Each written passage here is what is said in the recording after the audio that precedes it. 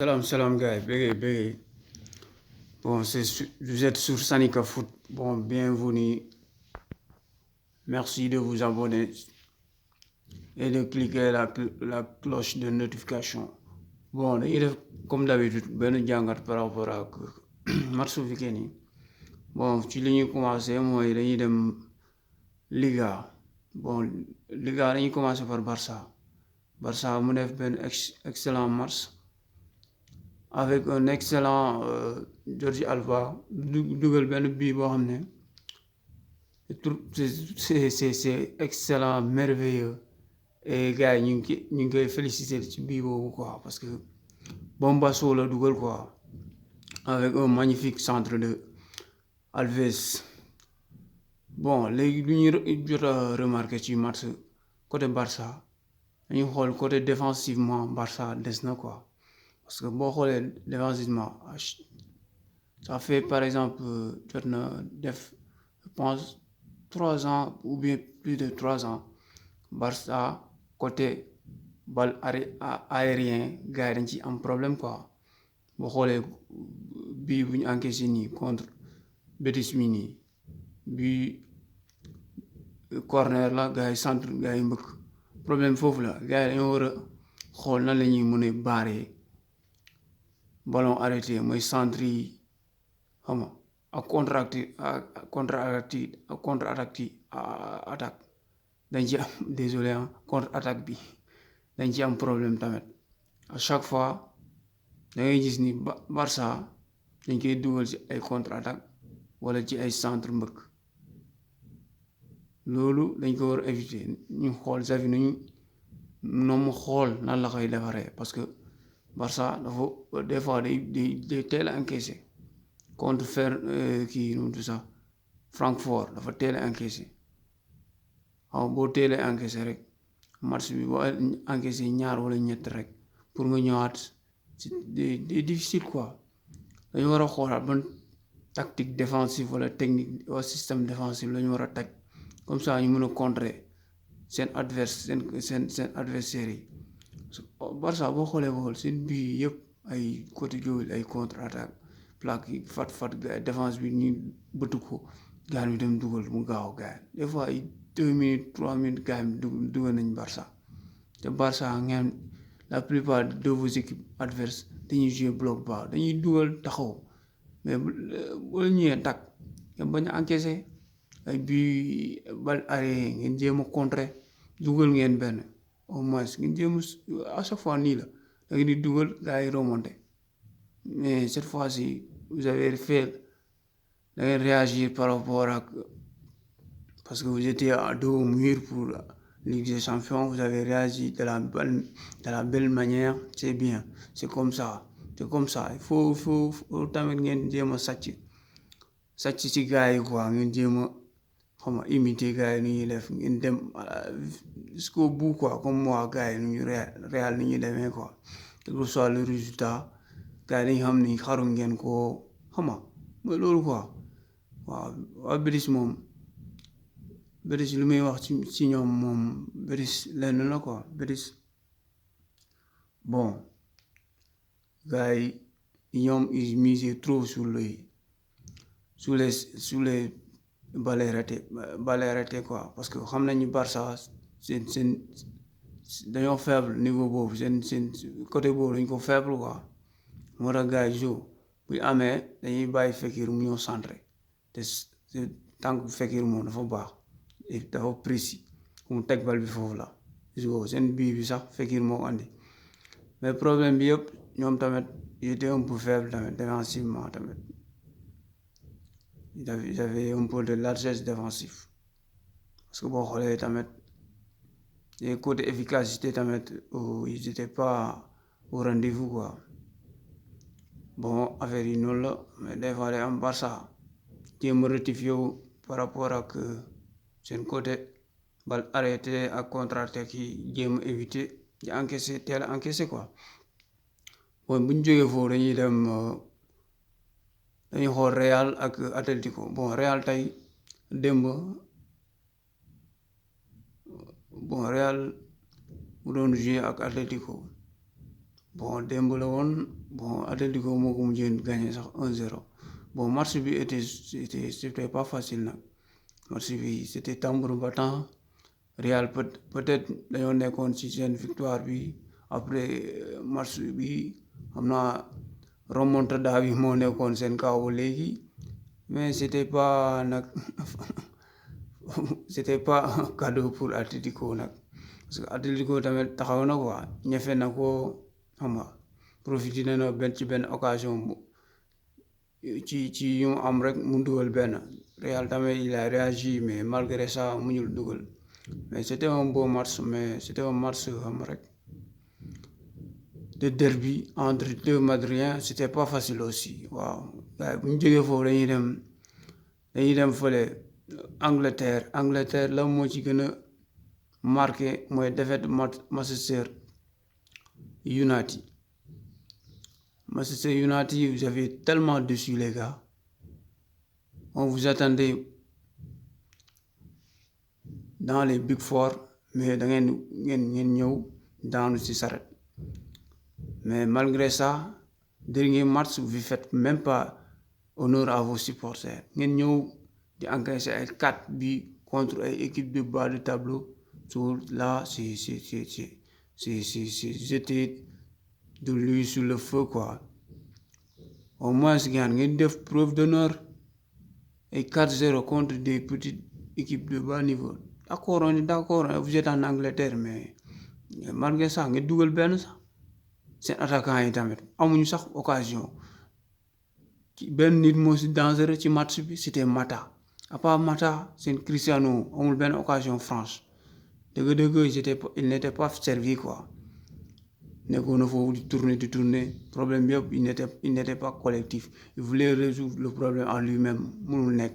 football il fallait être collectif avec les gars malgré gars yi lu ñu mënta wax mais bu football collectif du dox problème foofu la il faut être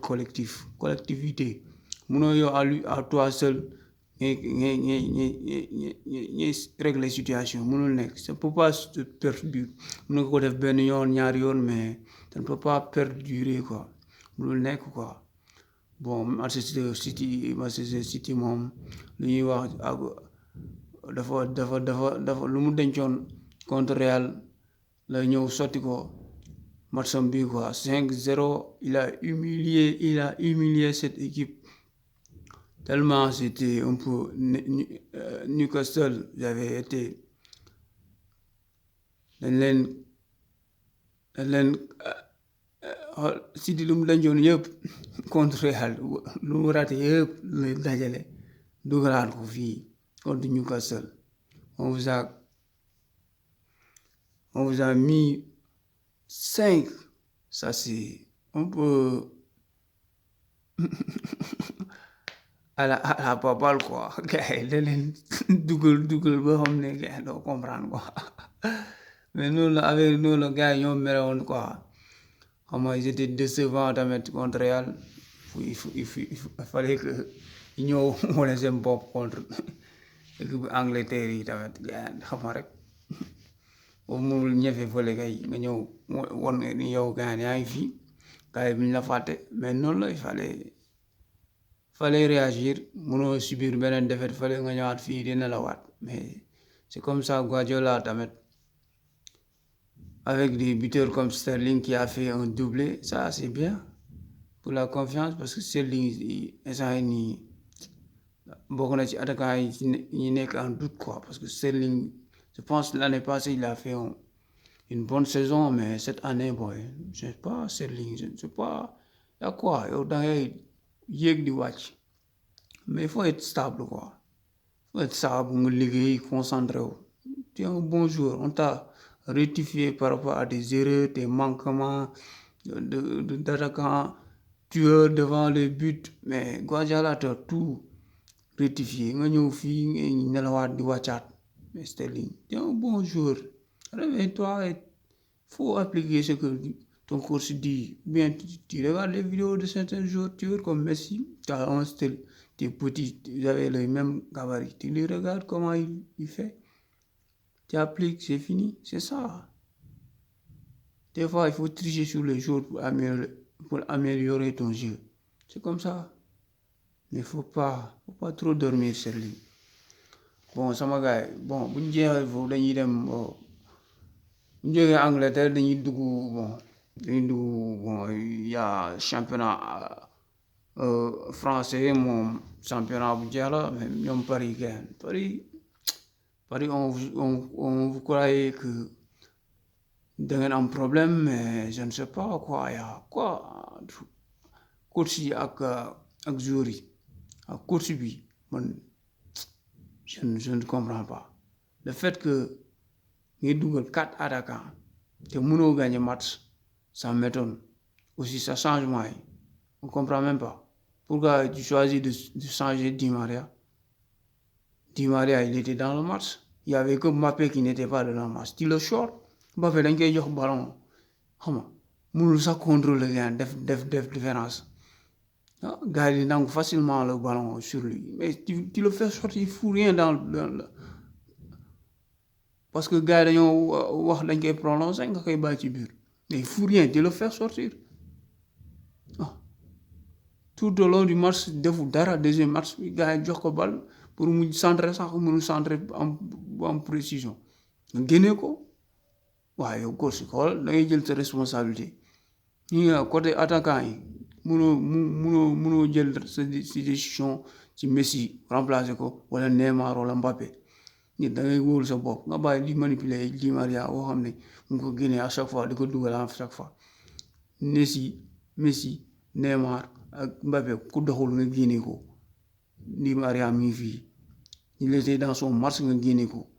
la fois passée tu as fait la même chose avec Hakimi tu as fait sortir Hakimi alors que Hakimi il était dans son match c'était pas normal ces changements là faut nga xoolaat ko parce que ñun on comprend même pas ban genre course ban genre niveau de coaching ngay def wala yow na ngay défendre par rapport ak sa président wala sa direction technique mais yooyu ay coach yi xoolal lu normal nga def changement bu normal kay gain xam nga même Guardiola quand De Bruyne n'était pas en forme la ko génnee De Bruyne boo xoolee contre match bii nii contre retour gars yi bëri ñu naan bu ñu ko génnee mais De Bruyne était cramé dafa sonn dañ ko génnee gars yi ñoo ko xoo boo xoolee waa Real dañuy xoo rek waa leen xoo yi Real